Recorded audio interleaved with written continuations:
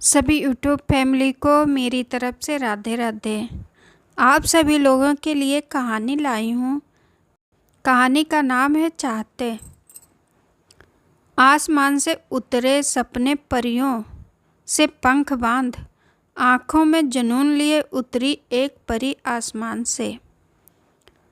पंक्तियाँ गुनगुनाते हुए पीहू सीढ़ियों से उतर रही थी कि तभी उसकी दादी माँ ने झिड़कते हुए उसको 100 प्रिल दुनिया से बाहर निकाल धरती पर उतारा। दादी माँ, क्या सारा दिन एक ही रंग अलापती रहती हो? कोई काम धंधा नहीं है क्या? इस पढ़ाई ने तो इस लड़की का दिमाग खराब कर दिया है। इसके माँ बाप भी इसी का ही पक्ष लेते हैं। ऐसा नहीं है कि इसे कोई काम धंधा सिखा दें जो आगे ससुराल में काम आएगा। पीहू, क्या दादी, आप भी तो भगवान का सिमरन करने की बजाय एक ही बात छपती रहती है। हो काम धंधा सीख ले, काम धंधा सीख ले। दादी, मैं सफल होना चाहती हूँ, एक अच्छी डॉक्टर बनना चाहती हूँ, प्लीज़ मुझे पढ़ने दो। दादी माँ क्या कहती है? क्या करेगी डॉक्टर बनकर? कौन करेगा फिर तुझसे शादी? क्या इसी तरह ही इसी घर में बैठने का इरादा है? पीहू, क्या दादी, आपसे तो बात करना ही बेकार है। मेरा आज पढ़ने का कितना मन था, आपने सुबह ही दिमाग खराब कर दिया। नहीं करनी मुझे शादी, मुझे सिर्फ पढ़ना है और सिर्फ डॉक्टर ही बनना है। इतना कहकर वह पैर पटकती हुई चली गई। पीछे बड़बड़ाते हुए दादी को छोड़ गई। पीहू की माँ राधा जब रसोई से अपने सास के पास चाय देने आई तो दादी माँ यानी राधा की सास ने पीहू का सारा गुस्सा उस पर उड़ेल दिया। क्यों, क्या सिखाती रहती हो बिटिया को दिन भर? क्यों उसको गलत राह पर चला रही हैं? यह अच्छी माँ के लक्षण नहीं हैं। एक अच्छी माँ अपनी बेटी को सर्वगुण संपन्न बनाती है, उसे घर के सारे कामों में निपुण करती है। लेकिन तुम क्या कर रही हो? अपने कर्तव्य से मुख मोड़ रही हो और ऊपर से बिटिया को बिगाड़ रही हो। अरे, तुझसे नहीं संभल रही तो मुझसे कह दे, मैं संभाल लूँगी, पर अपने घर की इज्जत, अपने घर की मान मर्यादा यूँ खराब नहीं होने दूँगी। राधा ने सहजता से उत्तर दिया, माँ जी, ऐसा कुछ नहीं है। आजकल समय बदल गया है। आजकल लोग शिक्षा को, पढ़ाई को ज़्यादा महत्व देते हैं। तो राधा की सास ने उसको डांट के चुप करवा दिया और कहा, मेरे सामने जुबान लड़ाती हो? मेरी दुनिया देखी है, क्या मुझे पता नहीं है क्या उचित है क्या अनुचित है? मुझे सिखाने चली हैं कल की छोकरी और उसकी ये कामचोर माँ। राधा की आंखों में नमी उतर आई। वह चुपचाप वापस रसोई में आकर काम करने में लग गई, क्योंकि उसे पता है अपनी सास का कि उनको समझाना पत्थर पे सर फोड़ने के समान है।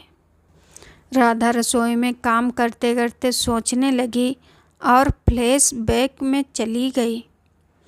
वह पढ़ाई कर रही थी तो उसकी माँ आती हैं और उसे कहती हैं, बेटा, अपने घरों में बिटिया पढ़ती नहीं, काम सीखती है, तो तू भी काम धंधा सीख ले। पर उसके मन में तो पढ़ाई की उत्सुकता और कुछ अलग करने का विचार हिलोरे मार रहा था।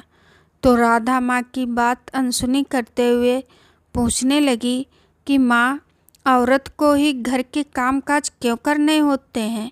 आदमी क्या रोब झाड़ने के लिए होते हैं? और माँ बेटे बेटियों में कोई अंतर नहीं होता, सब समान होते हैं। यदि किसी में योग्यता है तो आगे बढ़ सकता है। माँ, आप मुझे पढ़ने से रोकिए मत, मेरी चाहत है उच्च शिक्षा होना। जब मेरी ये चाहत पूर्ण होगी ना तो पूरा खानदान मुझ पर गर्व करेगा। इतना कहकर उसका मस्तक गर्व से चमकने लगा। मन में उमंग रूपी सागर उमड़ने लगा और उस सागर की गहराइयों में राधा कहीं खोसी गई। उसकी माँ को सब्जी जलने की महक आई तो वह राधा को सपने में खोया छोड़ रसोई में चली गई। राधा अपनी चाहत को पूरा करने के लिए दिन रात पढ़ने लगी। कहते हैं ना, परंपराओं से हट कर चलना आसान नहीं होता है। नारी की प्रगति तो वैसी असहनीय होती है। तो राधा का यूँ उड़ना पड़ोसियों और रिश्तेदारों को रास नहीं आया। नित कोई न कोई राधा की उड़ान को रोकने के लिए कांटे बिछाने लगा, पर राधा को इन सब से कोई लेना देना नहीं था, क्योंकि वह युवा थी। उसमें कुछ अलग करने का जज्बा था, हिम्मत थी। पर कहते हैं ना, दुनिया अपने हिसाब से नहीं चलती, होता वही है जो मंजूर एक किस्मत होता है। राधा के साथ भी वही हुआ। वह एक दिन स्कूल से घर लौट रही थी। वह अकेली ही थी, क्योंकि उसके साथ उसके उम्र की कोई लड़की भी स्कूल नहीं जाती थी। यही वहाँ का नियम था कि लड़की को 7-8 पढ़ाओ, फिर घर के काम काज सिखाओ और शादी करके विदा कर दो। पर राधा ने अपने अपने घर वालों को आगे पढ़ने के लिए मना लिया था और वह अच्छे से पढ़ रही थी। तो जब एक दिन वह घर लौट रही थी तो रास्ते में उसे जलने वाले लड़कों ने उसका रास्ता रोका, उसके साथ बदतमीजी की। उसे इतना डराया धमकाया गया कि आगे स्कूल ना पढ़ सके। परंतु धुन की पक्की राधा में गजब की हिम्मत थी। अगले दिन वह फिर स्कूल पहुंच गई। इसी तरह उन लड़कों को डराना धमकाना और राधा का पढ़ना जारी रहा। इस बात से खफा उन लड़कों ने राधा को डराना धमकाना जारी रखा। इस बात का पता जब राधा के घरवालों को चला तो उन्होंने अनहोनी के डर से राधा को मजबूर किया कि वो स्कूल छोड़ दे। अतः राधा को हार कर स्कूल छोड़ना पड़ा। वह कई दिन आंसू बहाती रही। कई दिन तक निवाला तक नहीं उतारा उसने गले से, पर घरवालों को उसकी हालात पर जरा सा तरस नहीं किया। उनको अपनी इज्जत प्यारी थी। इसी तरह जब एक ऊंचे घराने से राधा के लिए जब रिश्ता आया तो घरवालों ने बिल्कुल देर ना करते हुए आनन फानन में ही चट मंगनी पट ब्याह रचा दिया। इसी तरह राधा के जीवन का, उसकी उमंगों का, उसकी चाहतों के प्रथम अध्याय का अंत हुआ। जीवन के दूसरे अध्याय के लिए उसने उदास नज़रों से अपनी ससुराल में प्रवेश किया। ससुराल में भी वह डरी सहमी सी रहती, क्योंकि उसकी सास उसके हर एक काम में नुक्स निकालती रहती थी। यहाँ भी परिवार के साथ वह आगे पढ़ने की बात नहीं कर पाई और उसकी यह चाहत अधूरी ही रह गई। अचानक रसोई में बर्तन गिरे तो राधा की तंद्रा भंग हुई और वह वर्तमान में आई। उसने देखा सामने बिल्ली थी जो खिड़की से भाग गई। राधा ने जल्दी जल्दी काम निपटाया और सास के कमरे में आ गई ताकि पूछ सके कि उन्हें कुछ चाहिए तो नहीं। वह जैसे ही सास के कमरे में प्रवेश करने वाली होती है तो उसके कानों में कुछ आवाज़ें आती हैं।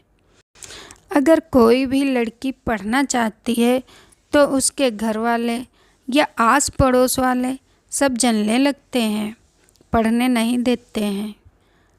ये कहानी आप सभी लोगों को कैसी लगी? अगर पसंद आई हो तो प्लीज़ कमेंट, लाइक, शेयर ज़रूर करें। धन्यवाद।